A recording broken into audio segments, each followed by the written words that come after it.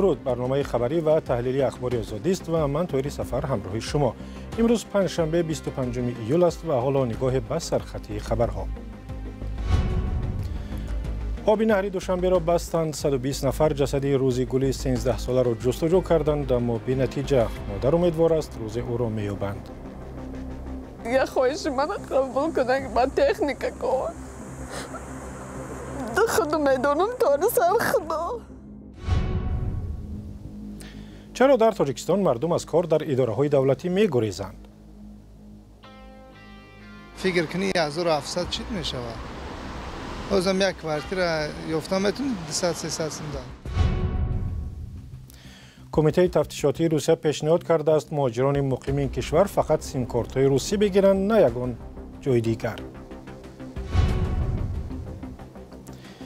در دوشنبه جستجوی جسد دختر شادیگل میرزای و یکی از ساکنان ناحیه ورزاب نتیجه نداد. ماه نوامبر سال گذشته روزیگل 13 ساله در کانال مذکور که ساکنان زیادی دوشنبه از آب آن استفاده میبرند غرق شد.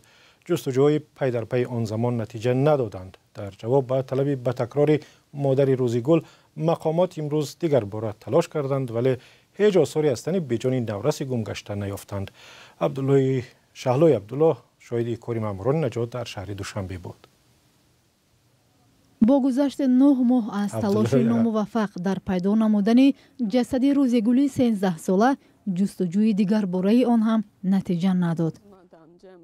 مادر او ماه نوامبر سال گذشته بعدی در آب غرق شدن دخترش خواست آب این نهر خرد منع کرده شود تا فرزندش را یابند، ولی آن زمان چنین کار صورت نگرفت و اکنون با یک قرار رئیس شهر دوشنبه یک قسم شهر دوشنبه به آب ماند تا طلب مادر او اجرا شود.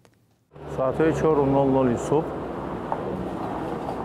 پورا هیئت شخصی ساختارهای نژادی کمیته، رئیست شهر دوشنبه ساختار نژادیش و رئیست نژادی کمیته در جمع 120 نفر برای برطرف برای کوفتکوی جسد سفربر گردیده شدند.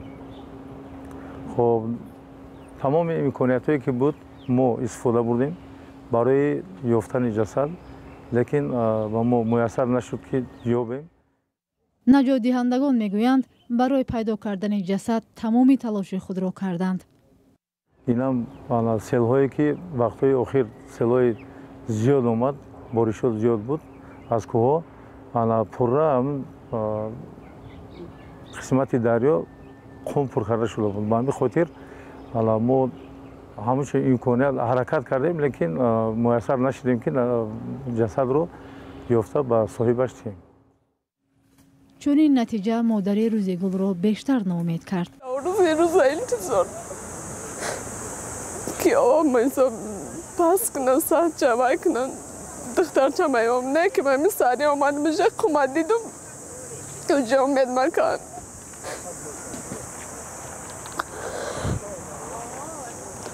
من همش روزیم مثلا 4 ساعت دم جان یکم وای ندارم، شکایت ندارم، نه که میهک بار دیگه خواهش من قبول کنن که با تکنیک کن.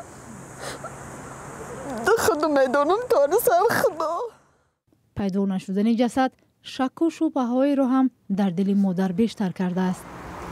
من خودم تسلامتی میگم یکی کس گرفته باشه دنیا چی مثال نه که در کویش با خدا هم میدونه. مقصد که دتگی آوای دتای چیه مثال من 1 سال پیش همی خواه دیدم که دمی اوغال دیدمی جوش دوچه من میگفتم بچه گفت که خواه خواهی و قشلاق رمدن گفتن که قشلاق داون نباشه. این زن میگوید اگر تا این مدت آب منع کرده میشد شاید امکانی پیدا کردن جسد فرزندش بیشتر میشد. وقتی به اسماعیل سامانی مراجعت کردم اما وقتی وای نوامبری بود گفتم مقصد که تست وای نمیشه خواه کردم ماه اپریل بیا. من ماه اپریل برای چی خاطر نرفتم که مقصد بارانگری بود وای بود با این 2 بار رفتیم وای کردن که خیلی ما ای پس شستیم قاق میکنیم روزای نزدیک دین زنگ زدن که آقا قاق میکنیم نسو ما میندار ما همه حکومت دارا که دستگیری کردن لیکن هیچ نتیجه نداد. به نقل نزدیکانش روزگل تخمینا ساعتهای 10 روز 5 نوامبر همراه دوگانه‌هایش هضمچینی می رود و هنگام آب نوشیدن از لب نهر خرد به داخل آن می افتد. مادر روزگل که بیشتر از 1 سال دور از دخترش در مهاجرت مهنتی در روسیه قرار داشت، با گفته‌اش با شنیدن خبر غرق شدن دخترش به تاجیکستان برمیگردد و دوام این مدت پی جستجوی جسد یگانه دخترش است. برنامه را با گزارش از شهر واشنگتن ادامه میدیم که آنجا هزاران تظاهرگر در نزد کنگره آمریکا جمع آمدند و هنگام سخنرانی بنیامین نتانیاهو نخست وزیر اسرائیل در حضور وکیلان آمریکایی اعتراض کردند. سفر نتانیاهو به آمریکا در زمانی است که رئیس جمهور جو بایدن نامزدیش را از انتخابات پرزیدنتی پس گرفت و معاونش کامالا هریس را به جای خود پیشنهاد کرد. تظاهرگران آمریکایی خشم خود را از طرفداری ایالات متحده از جنگ اسرائیل در غزه اظهار داشتند. شادمان یتیم گزارش می‌دهد. شعار و شعار پرتایی و کاریکاتورهای رهبران جهانی، تظاهرات هزاران نفر در شهر واشنگتن در نزد کنگره آمریکا و هنگام سخنرانی بنیامین نتانیاهو در نزد وکیلان آمریکایی در روز 24 ایول. بعضی از فعالان تلفات غیر نظامیان در جنگ اسرائیل به ضد غزه را محکوم کردند. بعضی هم نسل کشی می‌خوانند. من اینجا هستم تا برای فلسطین بجنگم. فلسطین سزاوار آزادی است. فلسطین شاهدی نسل کشی است. در داخل کنگره نتانیاهو وکیلان را تشویق کرد تا آمریکا کمک نظامی به اسرائیل را ادامه بدهد. او گفت که جنگ اسرائیل با حماس بخش از مناقشه وسیع بین آمریکا و ایران است. ما امروز در چهارراه‌های تاریخ قرار داریم. جهان ما در حال تحول است. در خاورمیانه محور ترور ایران با آمریکا و اسرائیل و رفیقان عربی ما مقابله می‌کند. اما بیرون از کنگره مخالفت سخت به حمایت حکومت آمریکا از جنگ اسرائیل برملا بود. سفر نتانیاهو در یک زمانی حساس در سیاست آمریکا صورت گرفت، زمانی که رئیس جمهور جو بایدن از شرکت در انتخابات دست کشید و معاونش کامالا هریس را به حیث نامزدی حزب دموکرات پیشنهاد کرد.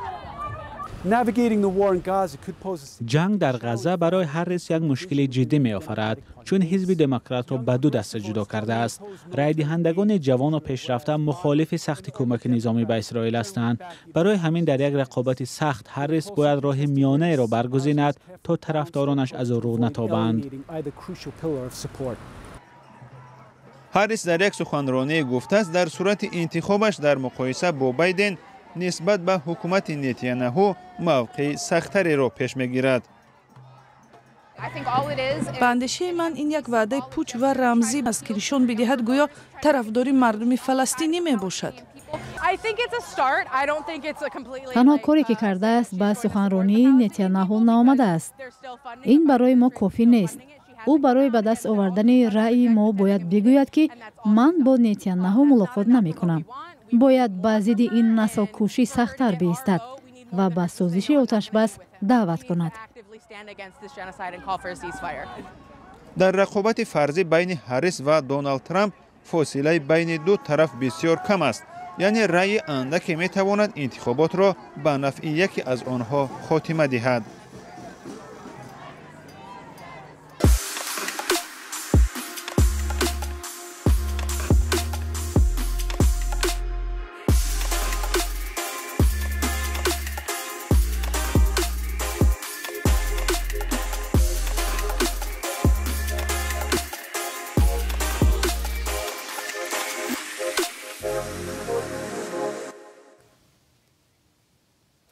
برمیگردیم به تاجیکستان. مقامات رسمی در نیم سال گذشته برای قبول بیش از 5000 کارمند به اداره‌های دولتی آزمون اعلان کردند، ولی تعداد خواهشمندان این کرسی‌های خالی زیاد نبوده است. سبب کم بودن خواهشمندان به گفته مقامات طلبات سخت آزمون‌ها و هم به اینابت گرفتن سطح بلندی دانش است، ولی به قول دیگران سبب پرهیز از کار در اداره‌های دولتی مزد ناچیز است که به زندگی کارمند نمی‌رسد. علیشیر ظریفی از دوشنبه گزارش می‌دهد. در نیم سال گذشته در تاجیکستان برای بیشتر از 5000 منصب خالی دولتی آزمون اعلام کردند. ولی برای اکثر چنین جایهای خالی کاری آزمون یا سبقت کار در اداره‌های دولتی صورت نگرفته است. نیم سال یکمی سال روان 203 آزمون در مقامات دولتی برگزار گشت. منصب خالی آزمون اعلام گردیده. با 2061 منصب خالی با اشتراک 2656 نفر آزمون برگزار کرده. در نتیجه چنین آزمون‌ها تنها با 1837 نفر توصیه داده شده است که در منصب‌های خالی دولتی کار کنند. از دیرکتوری اگنتی خدمت دولتی پرسیده شد که چرا توجه یا حضور خواهشمندان برای شرکت در آزمون اشغال منصب‌های دولتی کم شده است. یکی از سبب اساسی این مقرر شدن محدودیت‌ها و ممانعت‌های زیاد برای قبول به خدمت دولتی است. ما یک قطار اینها جدی هستند و نه هر یک نفر به این محدودیت و ممانعت‌ها موافقت می‌کند. وی گفت دیگر کارمندانشان جزئیات چنین طلبات‌ها را شرح می‌دهند. در اونجا از دانستن زبان دولتی آغاز می‌شود وابسته به کاتگوریا چندمی که باشد سطح دانستن زبان‌های خارجی، دانستن تاریخ، فرهنگ، دانستن تاریخ تمدن ملت تاجیکستان، سطح مهارت کار با تکنولوژی معاصر. ولی به نظر برخی تحلیلگران سبب کم توجهی به خدمت دولتی دیگر است. کم بودن معاش نمیتواند که رقابت برای اشغال کردن همین مقام کارمند این یا آن ساحه را تشکیل کند. البته هوسمندی یا که رقابت تنها برای همون جایهای می شود که معاش کم داشته باشند هم، ولی امکانی پیدا کردن دستمزد علاوگی با این یا آن راه دارند. طبق اطلاع رسمی معاش میانه خدمتیان دولتی در تاجیکستان 1738 سومانی برابر با کم بیشتر از $160 آمریکایی را تشکیل می دهد. ساکنان درباره کار در اداره‌های دولتی نظری گوناگون دارند. سببش کار دولت خوبه، با استاج کاری میره و آینده در خوبه. مقصد کار دولت کنیم با خوبتر کاری چی ده غیر دولتی ده. معاش میگیری از میره سر فرما میکنی یا که فرزندو تا میخرونه میپشونی. همه جهتش فکر کنی 1700 چیت میشود. ازم یک کارتر یافتم میتونی 200 300 سوم داد. نمیتونی ها؟ زن چی دکی نه نگاه کن 300 سوم خوبی آردت میشود. 105 سوم 110 سوم روغنه. در تاجیکستان بیشتر از 18,000 خدمتچی دولتی بوده مسئله به کار گرفتن متخصصان در اداره‌های دولتی و حجم معاش و شرایط آنها از موضوعهای بحث برانگیز است. کمیته تفتیشاتی روسیه که با سرکوب مهاجران معروف است پیشنهاد کرده است تا از مهاجران فقط شماره تلفن‌های روسی طلب کنند. بعد این شماره تلفن در وبسایت پورتال گوسوسلوگ ثبت می شود و مهاجر هم تحت نظارت خواهد بود.